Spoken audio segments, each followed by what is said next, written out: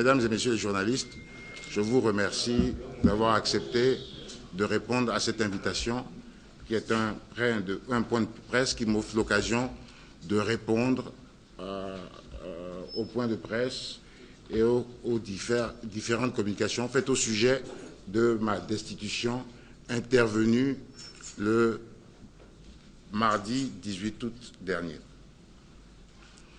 Je pense que les Béninois ont besoin de savoir les tenants et les aboutissants de cette destitution, ses raisons, et de s'assurer que la vérité est dite et sue.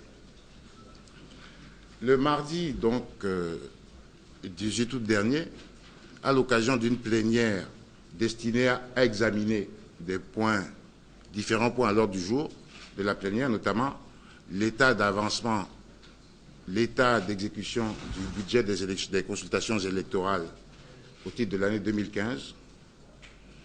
À la suite de l'examen de ce rapport, si je puis dire, sur l'état d'exécution du budget, qui est un, si vous voulez, un compte-rendu qui permet la constatation des engagements faits, c'est-à-dire les contrats, en fait, la totalité des dépenses que nous avons engagées.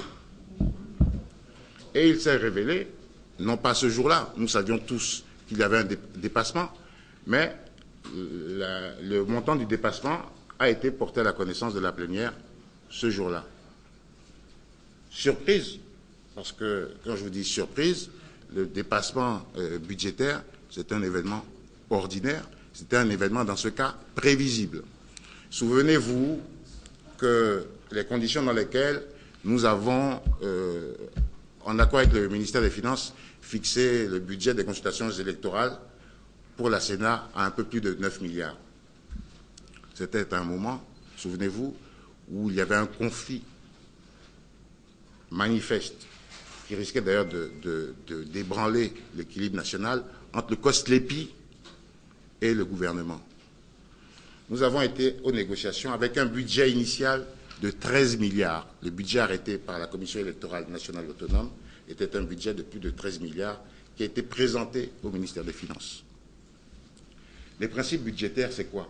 Vous devez faire des prévisions budgétaires qui sont réalistes. Autrement dit, vous ne pouvez pas dire « je vais acheter la bouteille de Poussotomé là », vous devez en acheter 10, vous mettez dans le budget que vous allez acheter ça à 10 francs. Pas possible. Il y a donc eu un budget qui était réaliste et qui était fixé à 13 milliards. Nous avons négocié avec le ministère des Finances qui l'a ramené à 9 milliards et des poussières. Ce budget a été ramené à 9 milliards et donc nous avons commencé à l'exécuter. Mais l'exécution du budget, c'est quoi? Ce n'est pas un coordonnateur du budget qui reste dans son coin et qui fait les dépenses toute seule. Les dépassements, tous les dépassements qui interviennent sont autorisés. Il m'a été reproché par la plénière des dépassements. 3,6 milliards, ce sera un dépassement qui ne sera imputable. Je n'ai fait aucun dépassement de 3,6 milliards. Je n'ai pas pris 3,6 milliards pour mettre dans ma poche. Je ne me suis pas enrichi de 3,6 milliards. Un dépassement de 3,6 milliards, ça veut dire que les dépenses, les engagements que nous avons effectués ont dépassé de 3,6 milliards ce qui est prévu. Mais je ne l'ai pas fait seul. Chaque commande est faite avec l'autorisation du président de la Sénat, qui est ordonnateur du budget. Je signe, il signe. Je signe, il signe, le délégué du contrôleur financier signe. Donc, le dépassement, c'est un dépassement que nous avons consenti. Mieux, la plupart des dépassements réalisés ont été autorisés par la plénière. Par la plénière. Je ne vois pas en quoi on peut dire, on peut imputer la responsabilité des dépassements à Maître Mbedji. C'est si vrai. C'est si vrai que lors de son point de presse ou lors d'une interview qu'il a accordée, je crois, à une radio de la place, le président Tiando a dit ceci. Ça fait longtemps que nous voulions le démissionner, je crois que c'est ce qu'il a dit, que nous voulions le destituer, mais nous avons attendu la fin du processus électoral pour le faire. Ça ne peut donc pas être la constatation d'un dépassement de 3,6 milliards qui est à l'origine de ma destitution. Ce n'est pas possible, puisque c'était prévu avant. Et eux prétendent avoir constaté le dépassement de 3,6 milliards. Dépassement de 3,6 milliards, la Sénat, la plénière, le bureau et le président y ont consenti. Il n'y a aucune commande que le coordinateur fait dans son coin.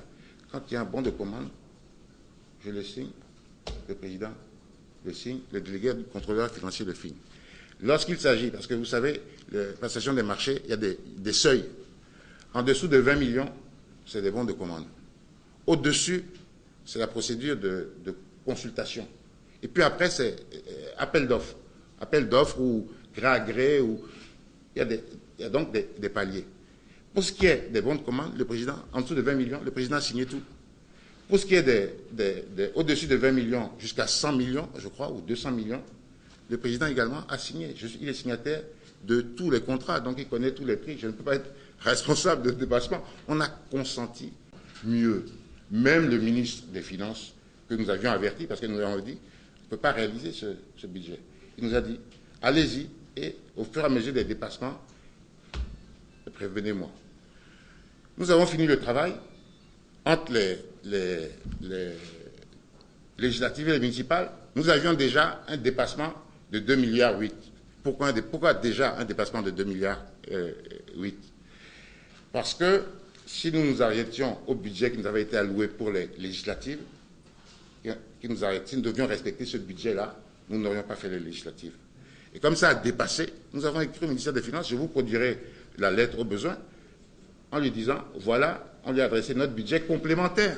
Il y a des mois, on lui a adressé notre budget complémentaire, et à l'issue des élections locales, nous devons encore lui renvoyer le complément budgétaire, c'est-à-dire qu'en fait, cette conférence, il a pris connaissance, le ministre des Finances, de l'augmentation budgétaire que nous demandions par la décision que la plénière a prise. Mais il n'y a rien d'anormal et il n'y a aucune responsabilité à assumer seul pour un dépassement. Alors, la plénière dit, il y a dépassement budgétaire, nous considérons que vous êtes personnellement responsable. Je vous le dis, ce n'est pas possible. Je n'ai rien fait seul. Les marchés publics, c'est-à-dire les marchés les plus élevés, c'est-à-dire ceux qui concernent des sommes qui dépassent 100 millions et qui concernent essentiellement les matériels électoraux et les bulletins uniques, ces contrats-là ont été signés par le coordonnateur du budget, qui est la personne responsable des marchés publics. Ils ont été signés par le directeur national des marchés publics. Ils ont été signés par le contrôleur financier. Ils ont été signés par le ministre des Finances. Excusez-moi. Je n'ai passé aucune commande seule. Et donc, s'il y a des dépassements, s'il y a des quantités en trop, c'est une responsabilité collective. À supposer que ce puisse être une responsabilité. Puisqu'on me dit-on, la plénière est souveraine. Elle a décidé qu'on achèterait, on a acheté.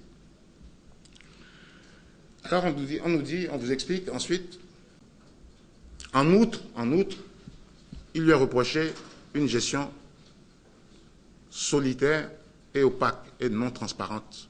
Et puis, on lui reproche aussi la défiance, refus d'exécuter les décisions de la plénière et refus je crois que c'est écrit là, refus d'exécuter les décisions de la plénière, refus de compte rendu au bureau et à la plénière.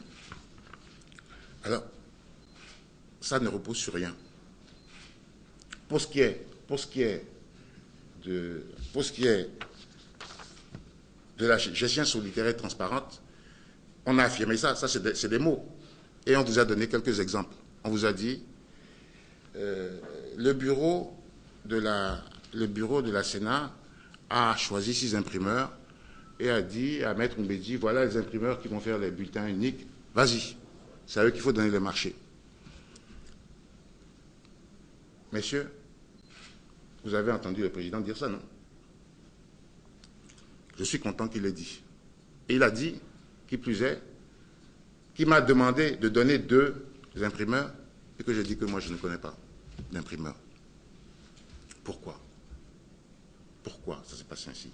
Parce que la loi, le Code des marchés publics, ne permet pas de donner un marché à qui vous voulez. Il y a des règles qui sont les règles d'équité, de transparence, d'égalité. Et la personne responsable des marchés publics doit veiller au respect de ces principes. Autrement dit, je ne peux pas choisir un kidam et lui dire, voilà, c'est toi qui feras les bulletins uniques parce que tu me plais. Non. Mieux, la Commission électorale Commission électorale nationale autonome a institué en son sein une commission des passations de marché. C'est-à-dire que le coordinateur ne décide de rien. Les personnes intéressées qui ont participé à l'avis de manifestation d'intérêt, c'est-à-dire qui ont répondu, qui disent « nous, ça nous intéresse de faire des marchés à la Sénat », sont consultés, déposent un dossier de soumission. D'abord, un dossier de soumission est constitué, ensuite déposent des soumissions, c'est-à-dire des offres.